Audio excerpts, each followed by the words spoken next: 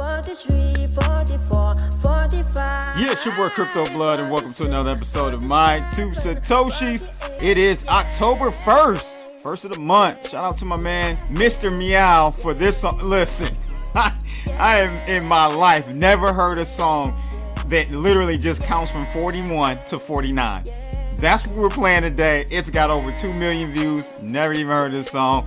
But thanks for the song request, Mr. Meow. Man, this is crazy. I tell you, you guys always cease to entertain me. That's for sure. What's up, people? Hope everyone's doing well. Welcome to another episode. I can't believe this one. All right, today, guys, we're going to be looking at what's on everyone's mind. Everyone's talking about it in crypto. Yes, looks like the U.S. government, the CFTC, I think, to be more exact, has actually sent an indictment over to Bitmex, Arthur Hayes, and some of the C-suite individuals over there. They actually got a couple of them in custody, if I'm not mistaken. That has definitely taken the markets down today, so we're going to look into that and see what, I'll give you my two satoshis on the whole situation. We're actually getting ready to head toward the top area of the pennant, and I'll show you exactly what I mean in the charts when we go over that. But this came out of nowhere, slammed us down, panic selling, but I think we hit some critical levels we bounced off of, and we're going to take a look at that again today. I'll give you my two satoshis on that. Also, anyone remember SingularityNET? Man, that was a big hype ICO back in 2017-16, and it looks like they are looking to move over to Cardano. Why Cardano? I have no clue. So you're leaving Ethereum 1 because you don't see clarity in the roadmap for ETH 2, but then you decide to go to Cardano. I don't know, it sounds like a step backwards. We'll take a look at it, but I did want to let you know that they were moving from ETH to Cardano. And also we've got Ethereum 2.0 news. They're looking to start up the second testnet, which is Zenkin. We'll take a look at that. They had some issues with the first attempt with Spadina. That failed due to a critical peering issue. Man, it's looking like Ethereum 2.0 is further than many of you guys out there thought. I've been knew it wasn't going to happen no time soon. But hey, all three articles we will review on today's episode of My Two Satoshis. Let's get it. But before we start, if you guys find these types of videos informative, make sure you like, share, and subscribe, and click that bell to receive more videos like this. Let's take a look at the heat map for today, ladies and gents. It is a red day, all because, again, Bitmex, that news that just came out. I think that has a big impact on the market right now. But we got Bitcoin down 1%, trading at $10,555. Ethereum down 1.45% to $350. Look at BNB down heavily today, down 7%, trading at $26.92. Link at $9.63. So for the most part, we're down in the markets all across the board, the majors and minors. Litecoin is up though, however, 0.6%, trading at $46.17. Tezos is up as well, slightly, trading at $2.17. But other than that, all the other ones are pretty much down. EDC blockchain is up 30% today. I'll have to take a look into that one. Let me know if you guys are following EDC blockchain. It looks like they're using the DPoS algorithm. Not familiar with them, but not looking good, you would think, just looking at the numbers. But if we take a look at the technicals, this is what you have to look at. We were heading higher. We were right here. We were about to breach this 10,956 area. And then the news comes out. CFTC indicts Bitmex. Things just go to hell. And so this is why technical analysis only takes us so far. You can always, at any point in any market, have some type of fundamental news come out that just changes the direction of the entire market, right? So then you have a panic sale, and now the market has to look for that next area of support, technically speaking, to then figure out which way it wants to go and digest the overall direction of the markets. I believe, since we saw this nice bounce off of yet again this area, the 10,500 10,400 area, nice bounce off of that, to me that's a good sign.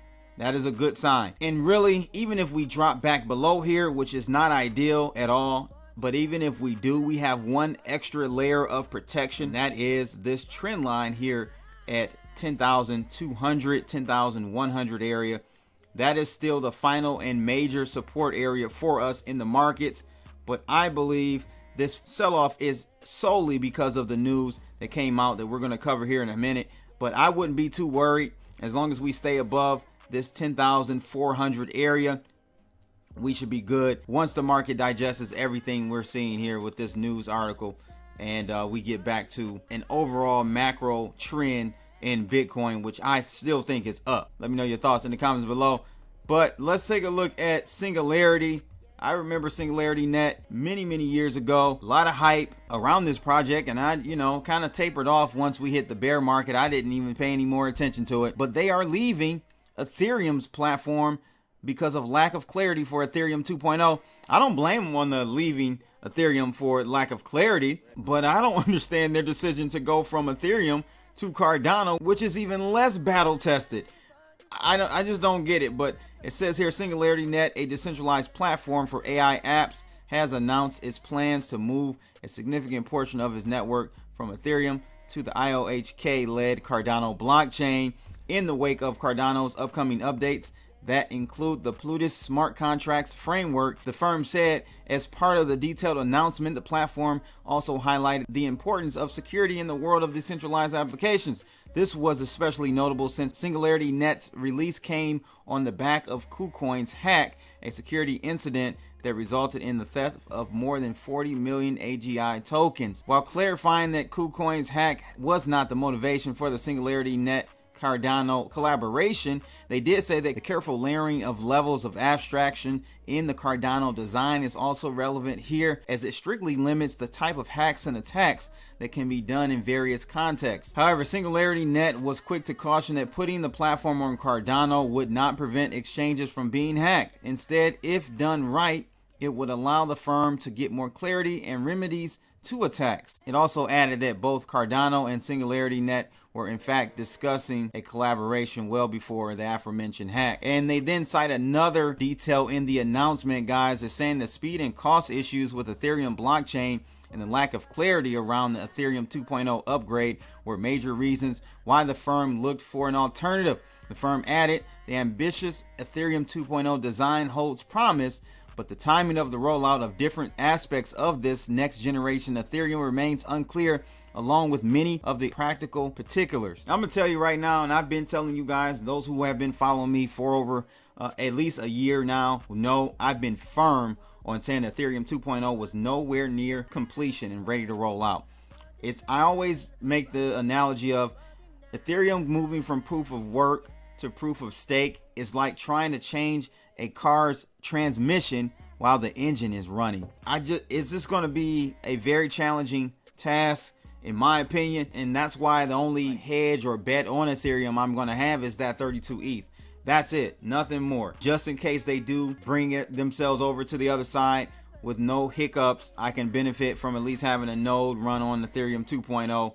But me personally, my gut is telling me that the longer this thing draws out, the more other platforms will gain traction and take market share from Ethereum 2.0 or Ethereum in general. I don't see Ethereum 2.0 launching even in Q1 now of 2021.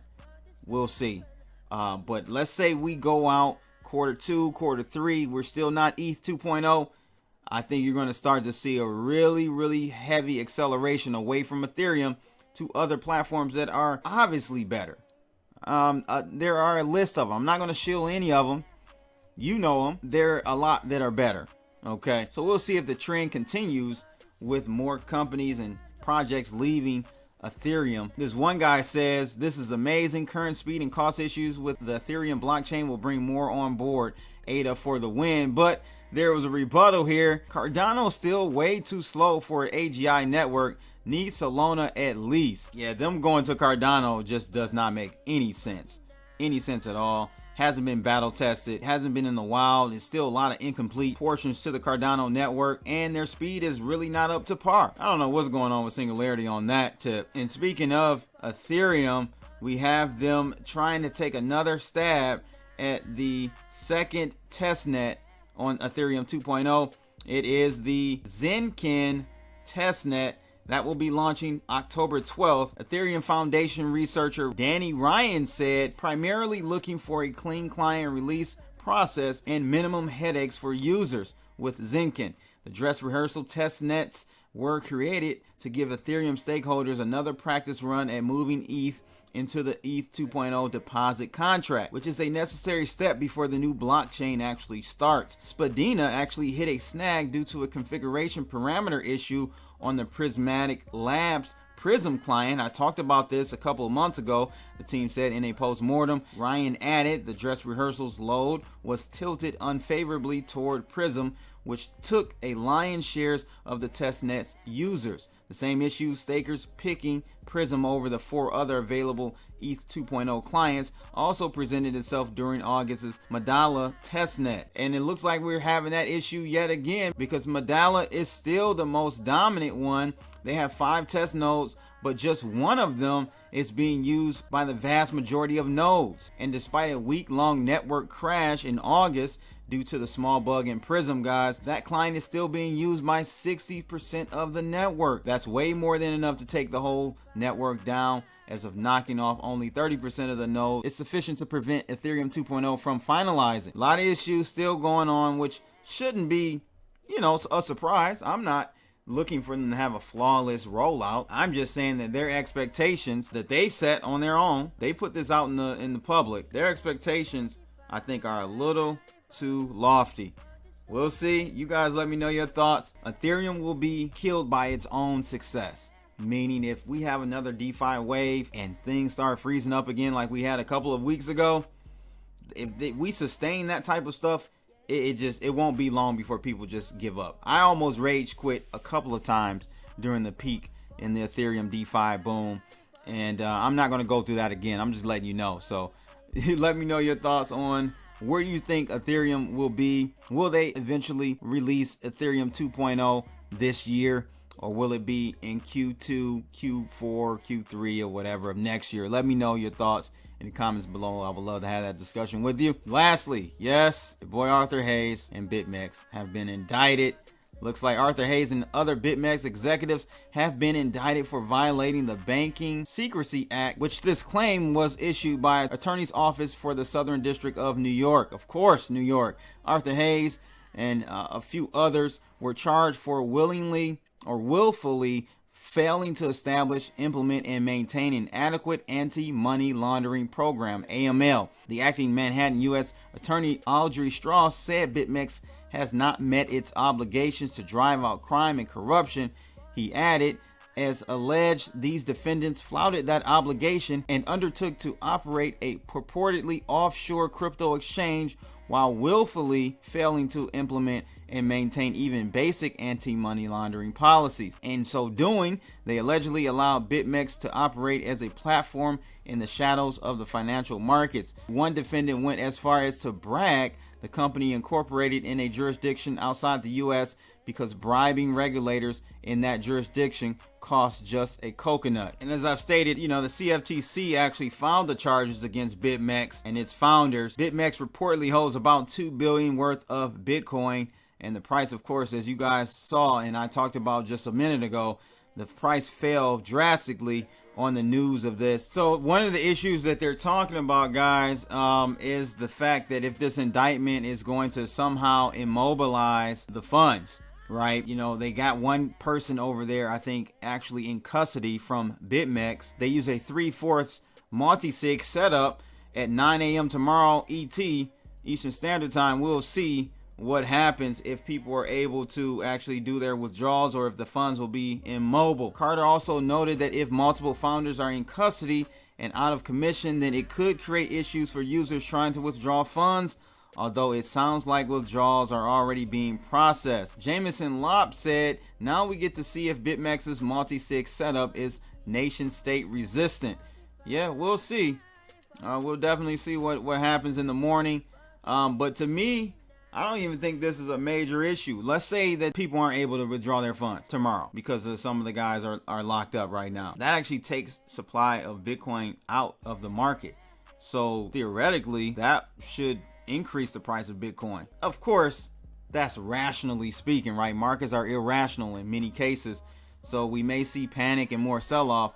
But again, I have to tell you guys, all you need to do is watch these levels, 10,475 roughly. And if we break below that, you want to watch the 10,280 level or somewhere about. Just depends on where we are in the sequence of new bars being created on the chart. But this bounce here is a good sign to me. Very bullish sign. I wouldn't say very bullish, but bullish enough to feel comfortable saying that we're not going to head significantly lower. But hey, that's just my 2 Satoshis on it.